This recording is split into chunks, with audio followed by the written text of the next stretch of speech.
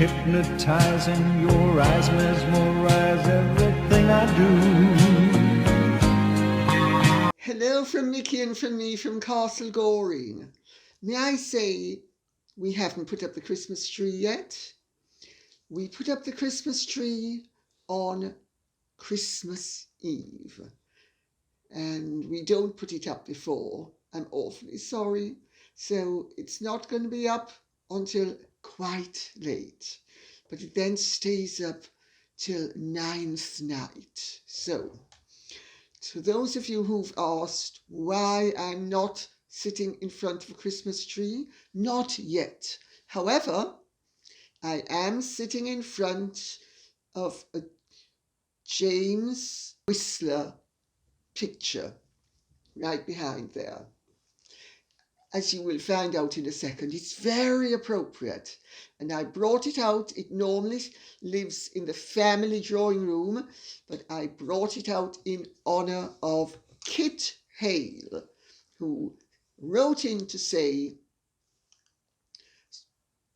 dotting my I's and crossing my T's, because I alluded to something that Oscar Wilde said and did. And Kit Hale says, Oscar Wilde. Oh, I wish I'd said that. James Whistler, I think. You will, Oscar, you will. And yes, James Abbott McNeill Whistler did say it. Thank you. I had a momentary lapse of memory, but I didn't want to ruin the flow of what I was saying. Hence why I just ploughed ahead. Sorry.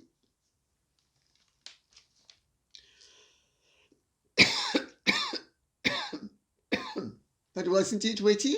I mean, just love it. And isn't that a wonderful picture? I just love it too.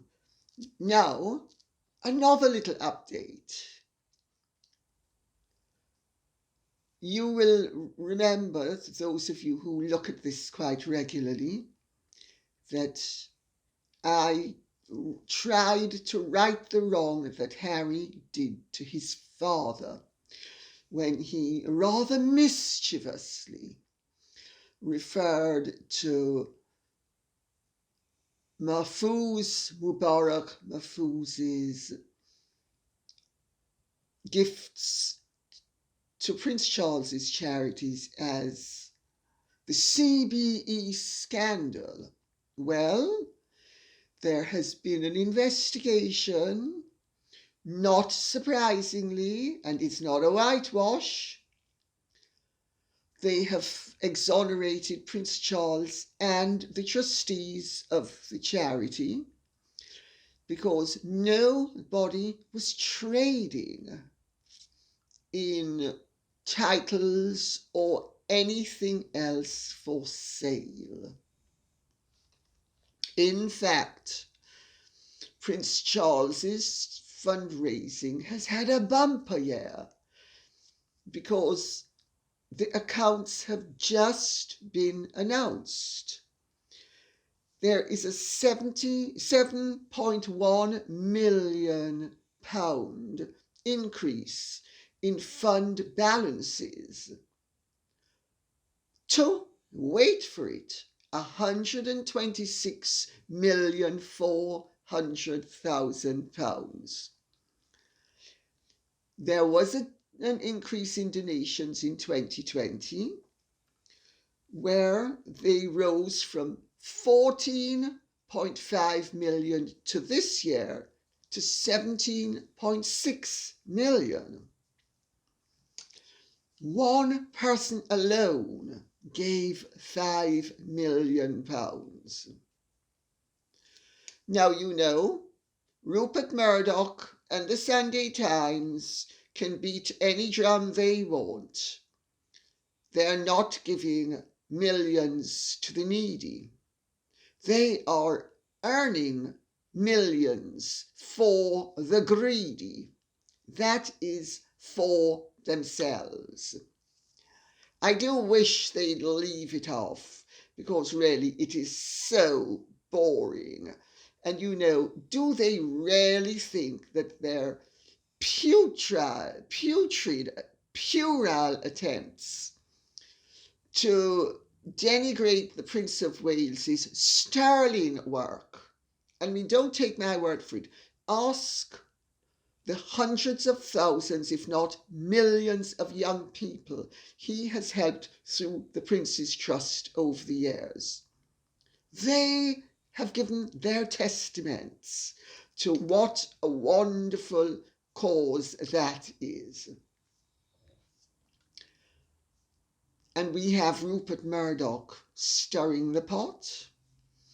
I mean, really, the one good thing is, I think he's about 2010, so he can't last much longer. Not that one is wishing for anybody's death, but maybe a change of heart? Oh, an implantment of heart, I think might be more accurate. Teresa Hughes says, "Hi, Lady C. Survival of the fittest is one of animals' most primal instincts, including human beings. Would you agree that the stronger a human's instinct to survive, the closer they are to their animal nature? Could this help explain Meghan's instinct to destroy the royal family because she naturally feels inferior?" That's a very interesting question, and it opens up a very interesting avenue of inspection. Sorry, the computer nearly fell off my lap. Sorry. Naughty computer, Mickey, come and bite it. Oh, no.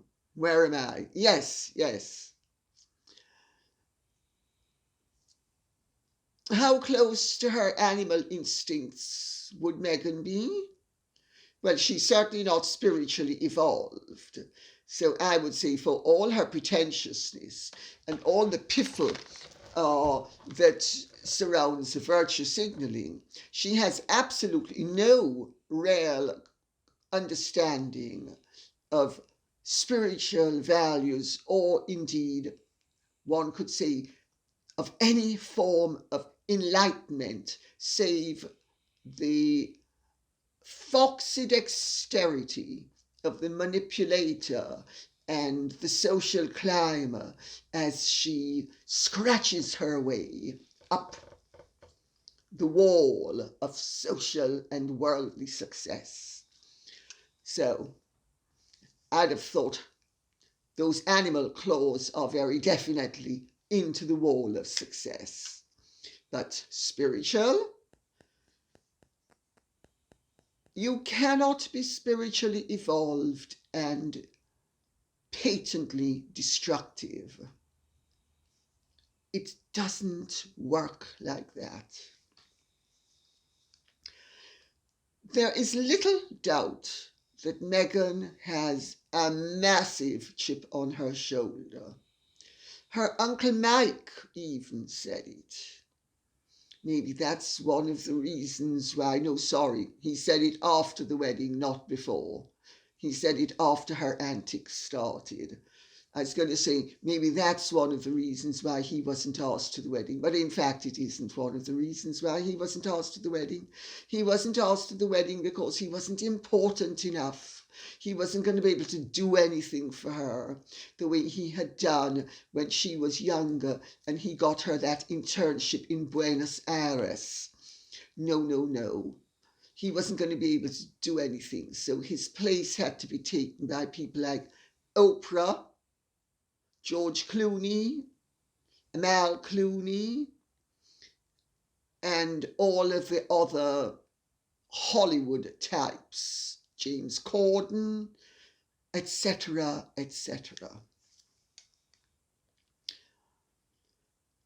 By her own admission, when she was younger, Meghan had a great deal of uncertainty And I think we can safely say inferiority feelings and feelings of inadequacy about her race. She has characterized it as she didn't know what she was and where she fitted in. Sorry, that doesn't wash. Not in the environment in which she was brought up. She was brought up in a multiracial environment at a school which had loads of pupils from different races. She wasn't the one and only mixed race girl in that school. She was but one of many. My personal take on Meghan,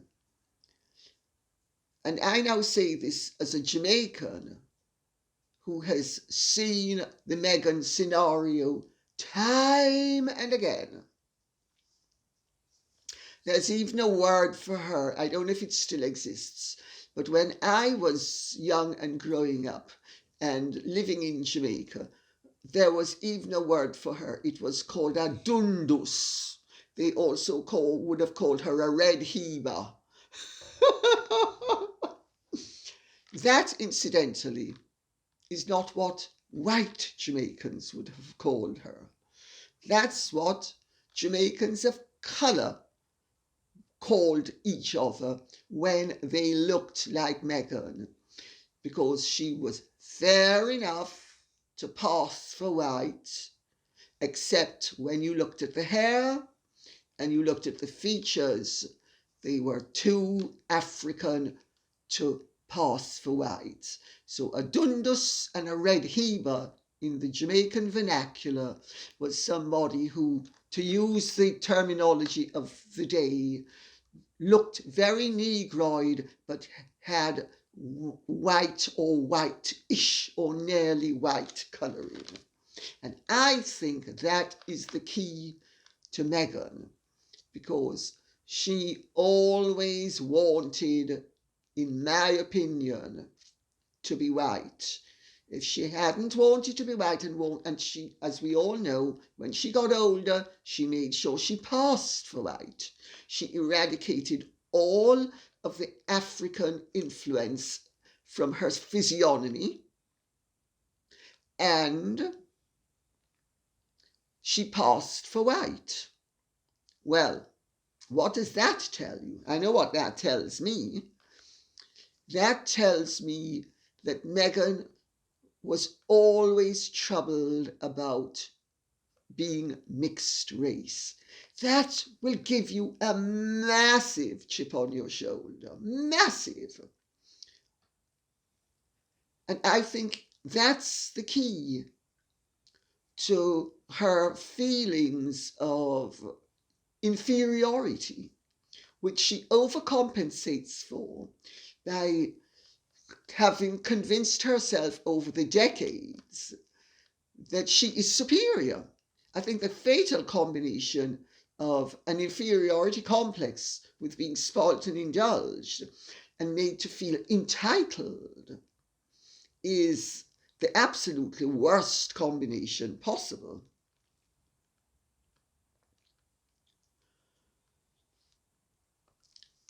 I think because of her, and I should say at this point, most medical people will tell you that at the core, most, if not all, and most likely all, people who display very narcissistic traits are extremely insecure, and they have covered up to themselves and everybody else their insecurity and developed a carapace of arrogance, confidence, and even over-believing in themselves. You know, I mean, I said it in my book, Meghan and Harry the Real Story. One of her great failings would turn out to be overconfidence. I think her this driving force of insecurity is what has allowed her to trash people and use people and exploit people the way it would seem she has done, and of the evidence of her conduct that we can perceive that she has done. I think she has turned herself from one of the weak into what she perceives to be one of the strong. And she, like most people of that kind, she is very attuned not only to her former vulnerabilities, but to everybody else's present and possibly future vulnerabilities. I think it's a very interesting psychological study, and I think that Meghan Markle's contribution to modern living is that she is the absolute illustration of certain personality disorders and certain forms of behavior that, where I am concerned, should be deplored, but we should also have compassion for her, genuine compassion, not her version of compassion, proper compassion, Christ's version of compassion. I think we should have compassion for her. Doesn't mean we should let her off the hook. If we let her off the hook, she'll make sure she pins us up upon it. Val Haynes says, Lady C, do you think Harry and DOS's antipathy towards their respective fathers have anything to do with the woke ideology they clearly ascribe to? It is becoming more apparent as time goes by that the cult of woke puts the blame for society's ills firmly and squarely at the door of older white males. Do you think it is possible that Harry and DOS have gone down this route without realizing the damage it would cause, and are so entrenched in the cult that they cannot pull back without damaging their woke credibility in the US? Do you think their behavior has more sinister motivations otherwise?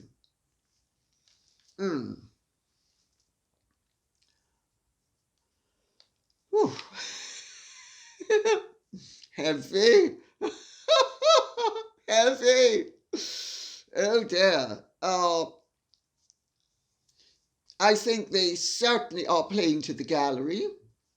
I think that they are very aware of the fact that the wokeists, and actually there are many woke people who are decent, so let's not even use the word woke.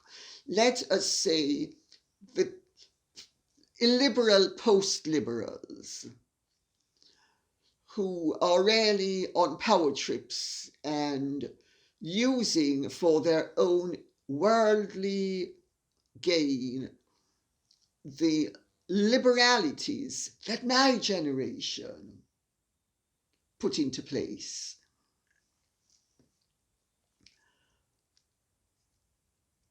There's little doubt, had their fathers been black, none of this would be happening.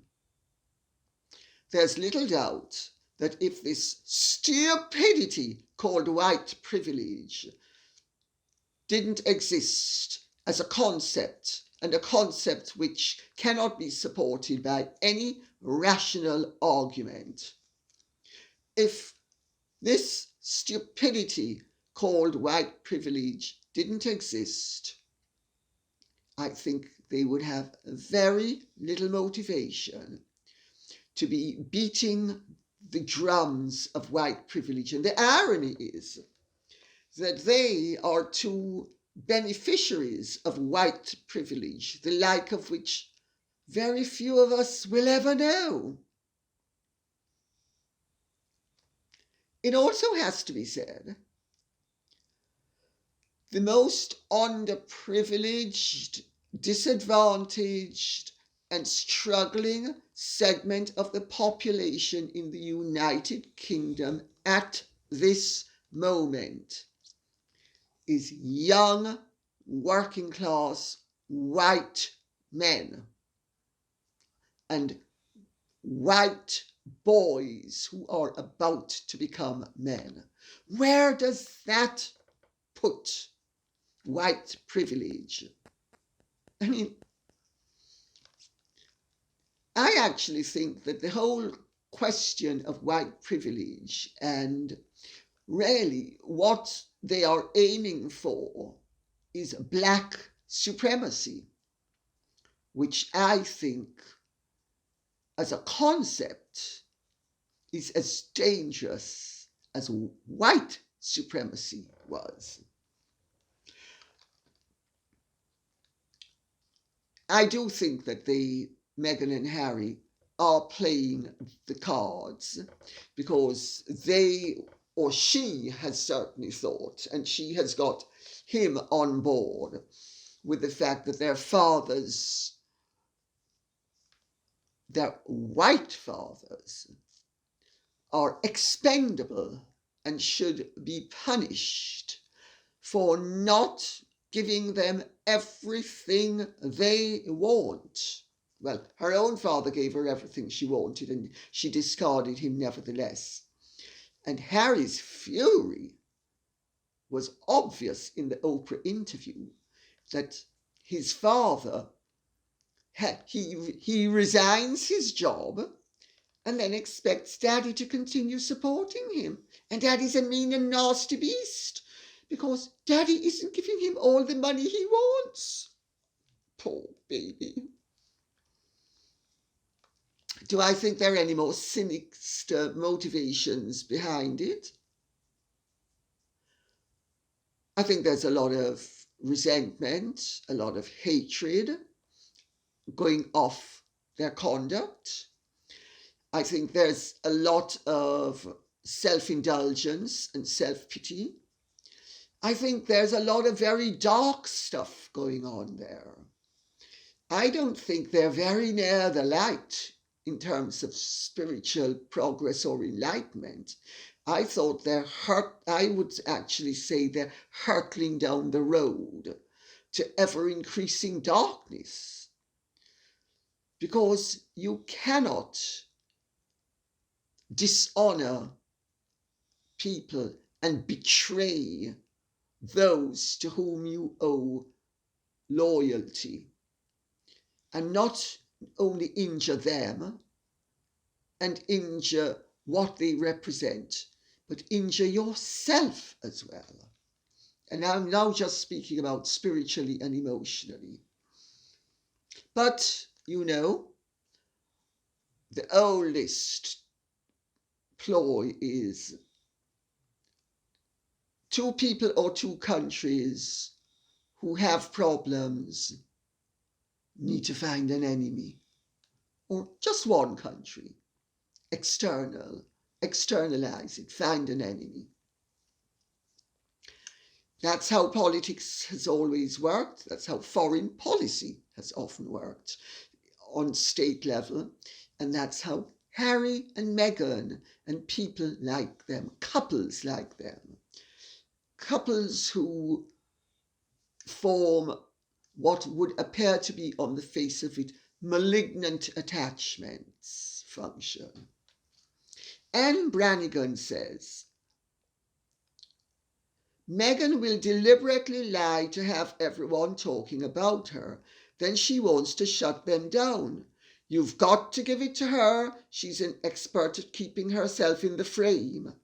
Yes, Anne Brannigan, you are absolutely right, and I have read out your comment because I agree with it wholeheartedly. She is a genius at PR. She is an absolute genius at keeping herself topical. And you can't keep yourself topical to the extent that she does by sticking to the facts or having things evolve naturally or sticking to the truth. You need controversy, you need confusion, you need doubt, you need conflict, you need a variety of different options, many of which will conflict with each other. And if Markellian truth does the trick, why not indulge? Suzanne Drury says, Dear Lady C, I hope that you, your gorgeous boys, and dear Mickey have a wonderful Christmas season. Thank you very much. In keeping the comments, questions coming, and just for fun, what would you do if one of your children brought home a toxic, narcissistic, phony social climber and announced that he had found the woman of his dreams? Oh dear, oh dear, oh dear. What would I do? Well, I'll take the question seriously. First of all, I don't believe in leaping to conclusions when matters are weighty. W-E-I-G-H-T-Y, not W-A-I-T-Y. I believe in taking my time, so I would look and learn. And I would make absolutely sure that I was not being unfair and that the conclusions I came to with regard to the character of the individual was just, reasonable, well considered, well proven, and beyond dispute.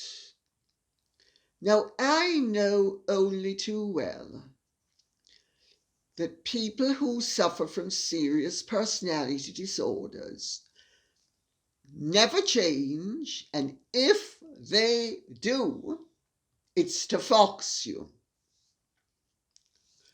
They may change their behavior.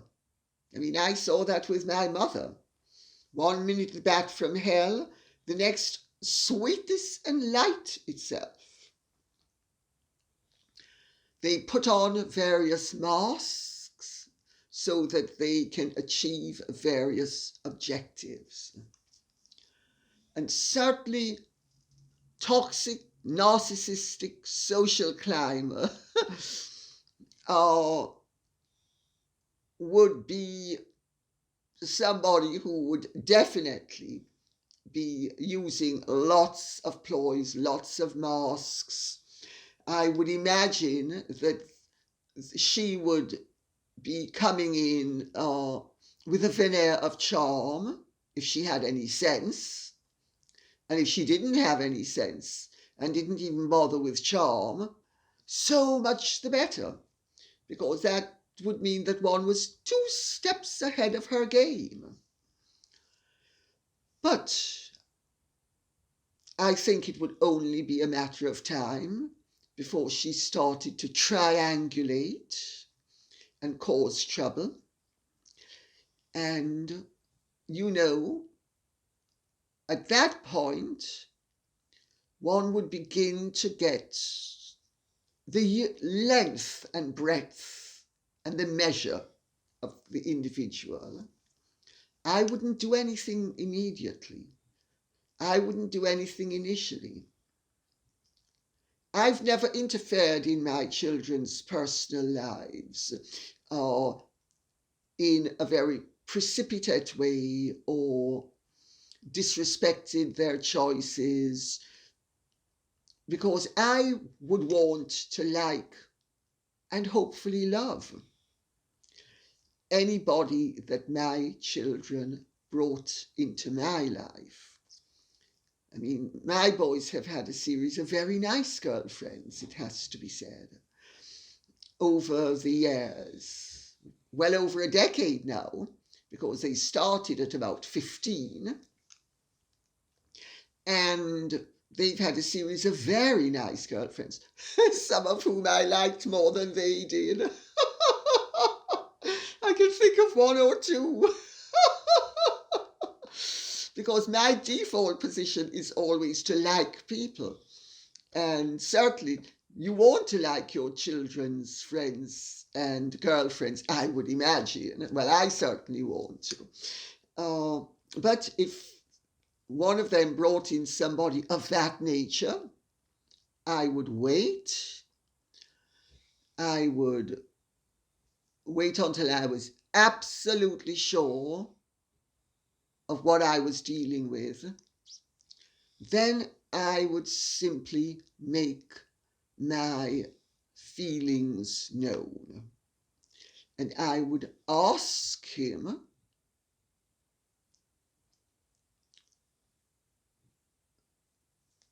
to be careful not to proceed to anything permanent, but I would also make sure that I told him that I didn't want him to break up the relationship with her until such time as it ran its course naturally, because I would realize that if he was very smitten by her, he would be involved, and that it would be too much of a wrench to just sever the relationship. So I would hope that time would do its work. Let's put it that way.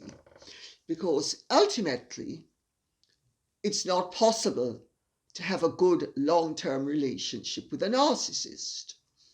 That doesn't mean it's not possible, and in fact, maybe even likely to have a strong long-term relationship with a narcissist. Because I know people, my own parents, my mother had my father hooked till his dying day. And no matter how he tried to wriggle away, it never actually worked. But then again, I think what we also need to consider is when somebody gets together with a narcissist, it is because that narcissist is answering needs within that person.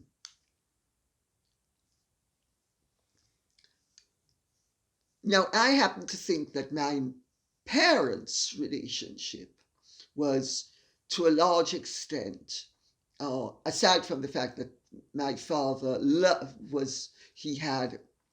he stammered, and so he could barely talk, and it took him forever to articulate any thought. So putting that aside, and she was very outgoing and charming and fun and funny. I mean, she had a great sense of humor. And so she brought a lot of social advantage. And I'm not now referring to worldly social, I'm referring to personal social to the table.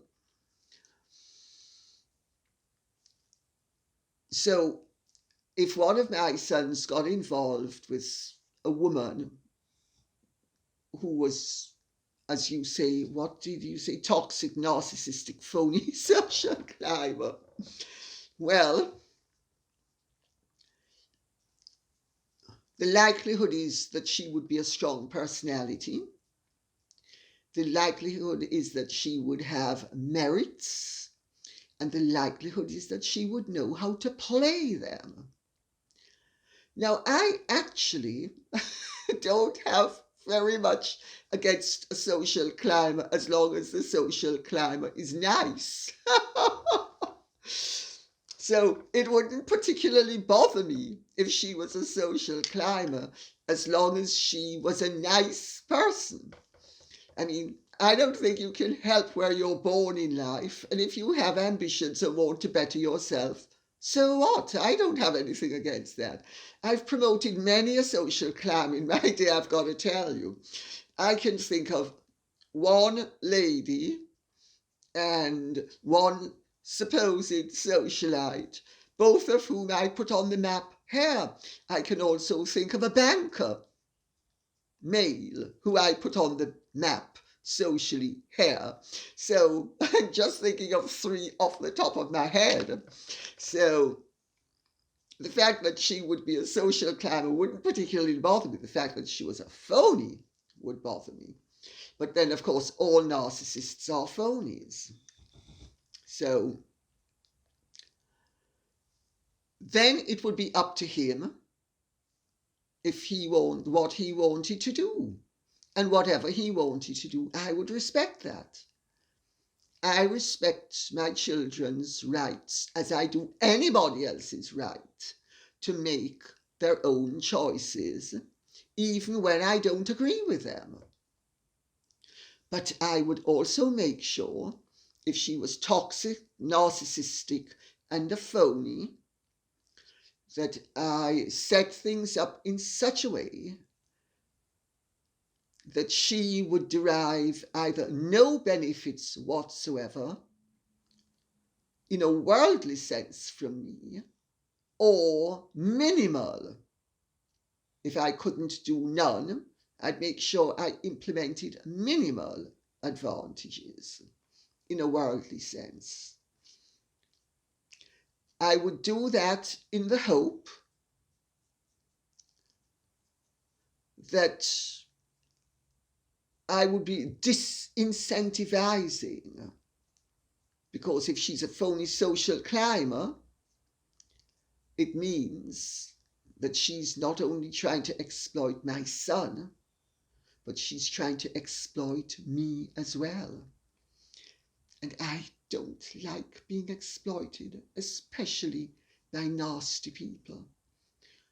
I've often said, what I will give freely, if you try to force it out of me, I will make absolutely sure I don't give whatsoever under any circumstances. So I hope that answers the question. Very interesting question. Carol, 70-year-old English nationalist, says, and there is nothing more vulnerable. I see where this one is going. And this refers back to a video or two ago when I made the point at how vulnerable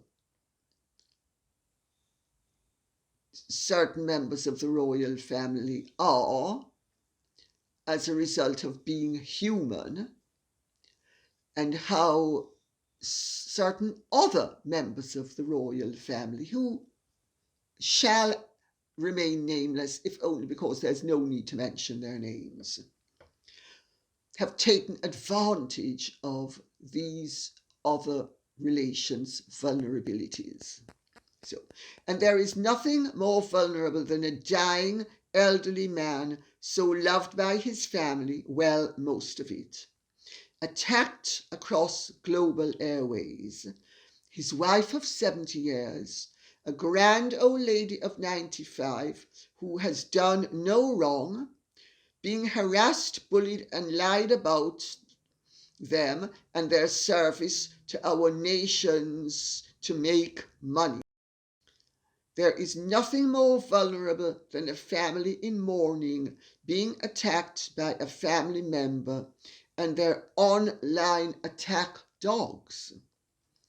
There is nothing more vulnerable than a lonely old man, a loving daddy, that is tossed aside, then attacked across the airways because he didn't have the look and voice of the daughter's new life, friends and family.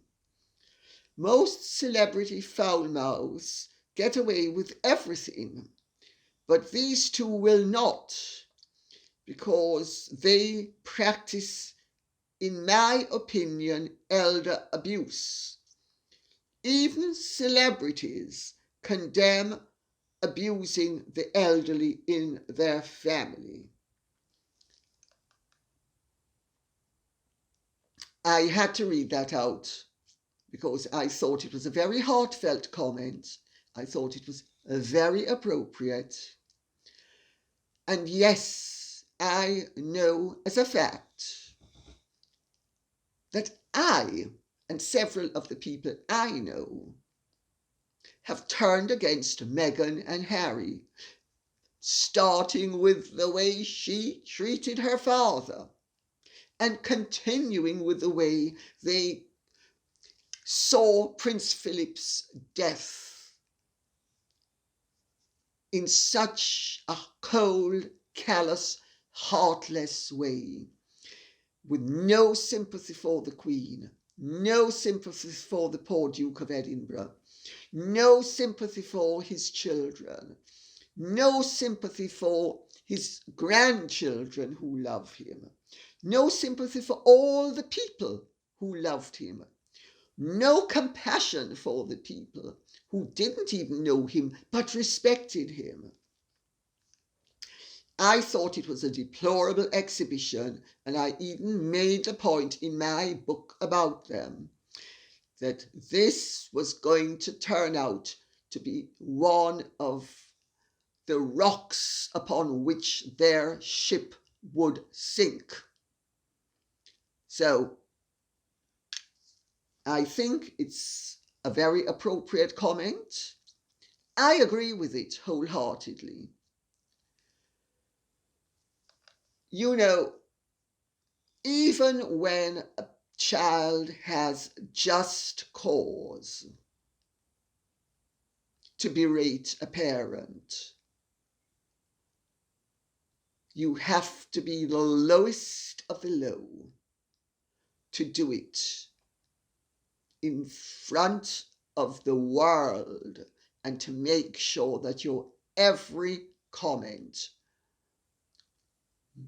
many if not most of which have a very little factual basis, is there for everybody in the world to hear and see. I think it is despicable, and I despise anybody who behaves like that, because I, like most other people, do not like elder abuse, nor do I like children dishonoring their parents. When those parents are alive and want a good relationship with the child, I think it is despicable. Carol Park says, Lady C, I have a theory. What do you think? Meghan is patiently waiting for her father to pass away so that she can write a book about her truth of an abusive father and how wonderfully successful she has become in spite of his. There is it's in quotation marks. It is capital S and then 4 question marks. Abuse. I don't know what it means, I'm sorry. In my opinion, I think her father needs to write a tell-all book. He really has nothing to lose. He was hoping for a relationship with Meghan, Harry and his grandchildren. Well, we all know that is never going to happen. Carol Park, I think you're absolutely right. I don't know what you mean about the word that you used, but I think you're absolutely right. I think Thomas Markle Sr. should, but I don't think he will. He's a very loving man. I know this from many people who know him really well. He's a loving man. He loves his daughter. He hopes, and I suspect will die hoping, that he and his daughter can resume what he thinks was the good relationship they had for the first 36 years of her life, or 37 years of her life. You know, I saw this with my grandmother and my mother. My grandmother hung on, dying of pancreatic problems. The doctor was amazed she hung on, just so she could see my mother, because she still loved Mummy. Mummy, she hasn't shed a tear yet. Her only concern was how much money she'd been left and how she could realize some of it. After the funeral, she was busy talking to her cousin, John, who's a great property developer in Grand Cayman, about flogging some of the land that my grandmother had left her. I think Thomas Markle, I would be surprised if he isn't like my poor grandmother. At least he will die knowing he never did anything to jeopardize the relationship, and that he didn't do anything to prevent a rapprochement and a reconciliation. If he writes the book, he will, till his dying day, wonder whether, if he hadn't written it, maybe he and Meghan would have kissed and made up. I think he should write it. And I think he should give it to Samantha. And I think he should give it to his lawyer. And I think he should speak the unexpurgated truth. And if in the event of his death, Meghan hasn't mended fences with him, I think his instructions in his will should be that the book be published. That will certainly take the wind out of her sails. Is she planning something along the lines of what you suggest? I need to be very careful because, first of all, I'm not a fortune teller. Secondly, I do not wish to say anything that would be unfair or defamatory. And therefore, I would prefer not to predict what her motives would be in this regard.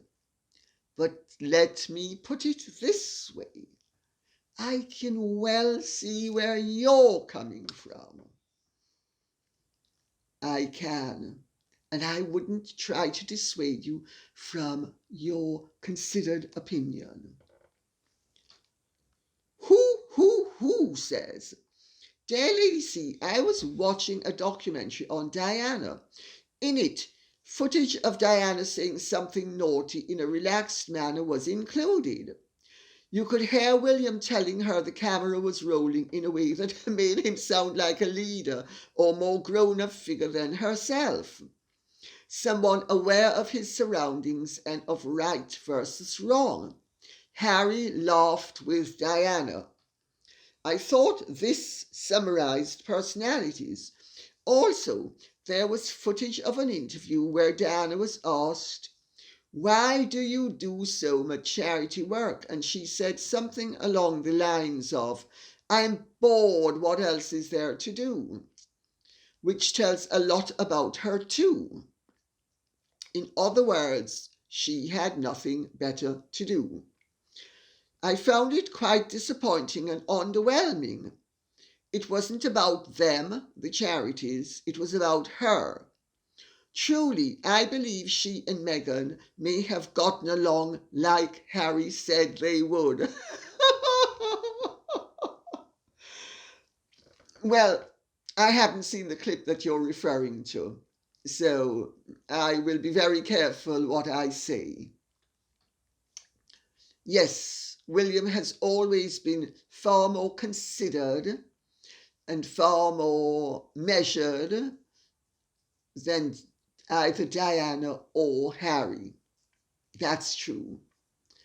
I also can get why Diana, was cocking up her feet, figuratively speaking, and being naughty.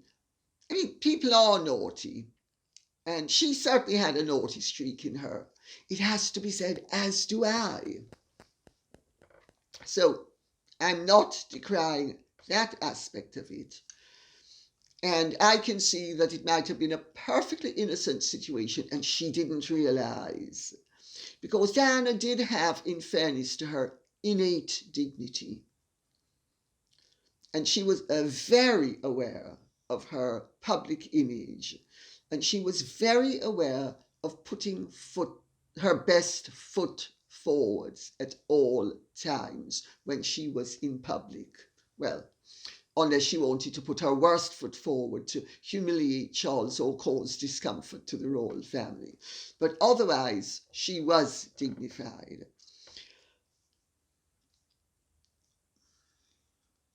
Do I believe that she and Meghan would have gotten along like Harry said? No, I don't. I don't. I think Diana gave herself free passes that she would never have given anybody else. And I don't think she'd have given Meghan free passes.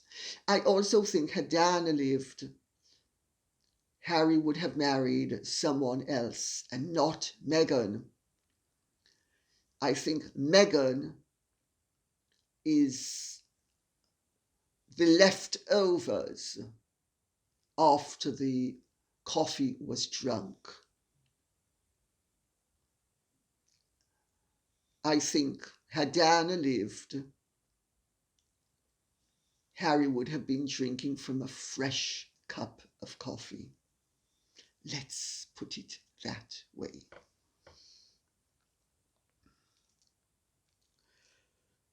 Diana Denman says, a few weeks ago you asked your American viewers to do something about Meghan Markle using the British title to become politically active. Your wish may be coming true. Great! Just this week, Newsweek magazine, 30 million viewers a month, a mainstream news source, wrote a candid article about Meghan Markle's lack of honesty in writing that letter to Pelosi and Schumer and a few other questionable activities. From October the 10th through November, Meghan Markle was engaged in a flurry of widely reported political activism. Her flagrant, good word choice, I think she's quoting me, activities aimed at members of the Senate may have caught the attention of people who were previously too busy to care what she did, capitals for what. Looks like Meghan Markle has tried to stick her toe into the political waters, and the knives, daggers and swords are coming out. Sunshine Sacks can't buy Newsweek's silence, and I'll bet someone in Washington, D.C. dropped a dime to Newsweek on her.